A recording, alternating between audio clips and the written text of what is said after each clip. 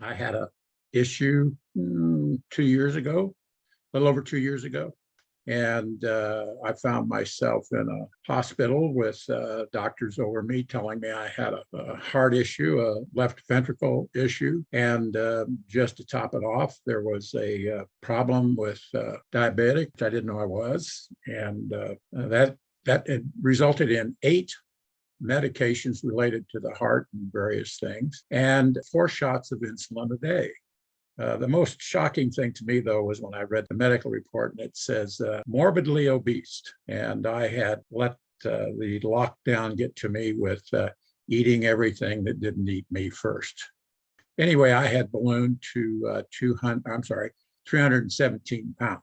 And some of the pictures you have can show. I had a call from a fellow that you guys might have heard of called Eric Beal. And he said to me, Stephen, what's wrong? And I said, why would you start the conversation with that? He says, well, I have this feeling there's something wrong with you. And I said, there is. And I told him, he says, you might want to take a look at this. I was fortunate in some things because I was being very closely monitored from a medical point of view. So I saw things that normal people probably wouldn't see.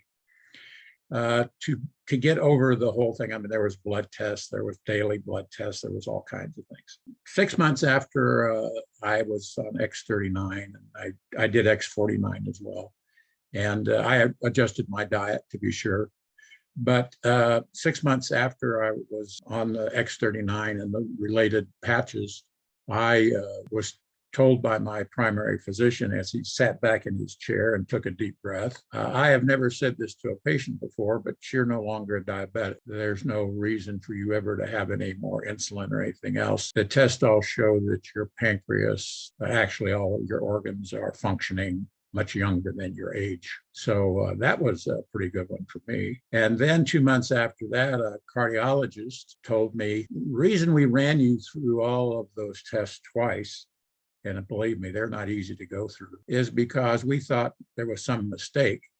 Because the techs have said, are you sure this guy is in his late 70s? Because all the indications here are that we're looking at a guy in his late 50s. And we can't find any evidence that he's ever had a heart. His heart doesn't show any indications of any damage ever. It's functioning quite well. So that was the end of those 8 medications.